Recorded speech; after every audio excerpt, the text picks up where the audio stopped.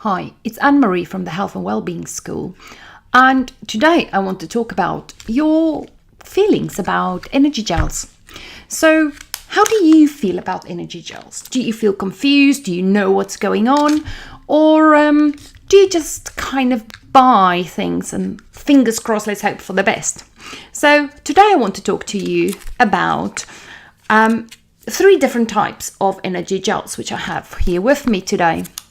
So the ones which is probably the most common ones are your normal energy gels, but then you have also got some new ones which is more natural based and doesn't contain as many basically chemically produced gels. So let's start. What's the difference? Did you know that there are 2 types of gels? One is a normal energy gel, and the other one is an isotonic gel. What's the difference? So let me explain. If you look at the energy gel, the first thing you'll notice is that it is only about 30 milliliters. So most energy gels are quite gooey and you need to consume them with a lot of water. The other ones, your isotonic gels, let's have a look at that. You will see that it is 60 milliliters, if I can find it, down there with my finger. 60 milliliters, which means it's already slightly diluted with water, so you don't need to consume as much water with it. On the natural one, you will find that it's a much bigger packaging, and it's about 90 grams, more or less 90 milliliters as well. So that means the first influence is how many of these gels are you going to carry with you, and how much weight is it going to be extra on your body when you run. So what will influence your decision on taking energy gels is obviously whether your stomach can cope with the amount of carbohydrates which it gets into the stomach while you run. Now, all of these contains round about 22 to 23 grams of carbohydrates.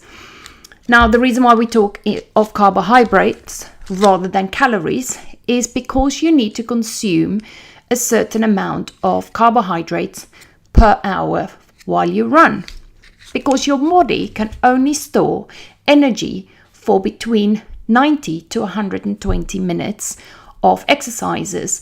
That depends on your speed and the intensity that you run at. When do you use gels? I've heard so many times when people come to me and says, I've tried energy gels and it doesn't work for me. And as soon as you go into what their strategy was behind using gels, you soon realize that they didn't have anything. They were just taking it when they felt completely dead, which at that point, it's too late. Most energy gels, because it's carbohydrate, are quite easy to digest. It normally combines fructoses and glucoses.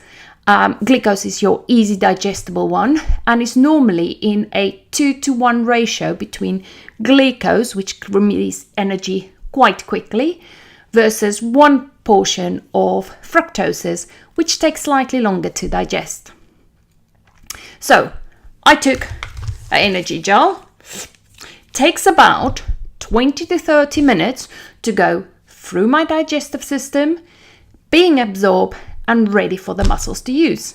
Which means if I'm halfway through my marathon or half marathon, if I take it when I'm tired, it is a bit too late. You need to predict when you're going to be tired and then take your gel 20 to 30 minutes before you're tired.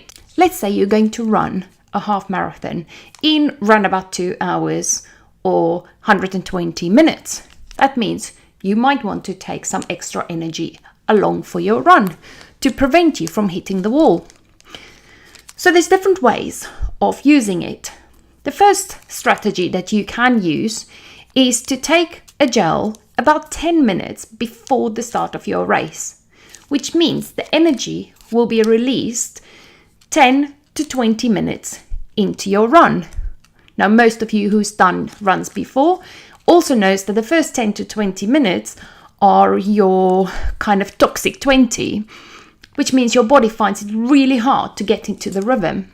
So this will help you to give you that little bit of a kick towards the end of it, making it a lot easier to run the rest of the distance.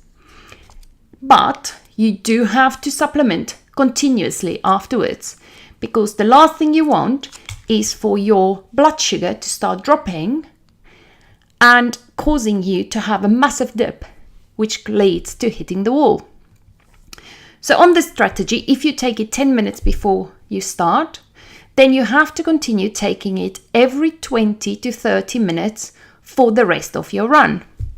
So for example, if you are going to run a half marathon in about 2 hours, you will need between 4 to 6 gels for your run.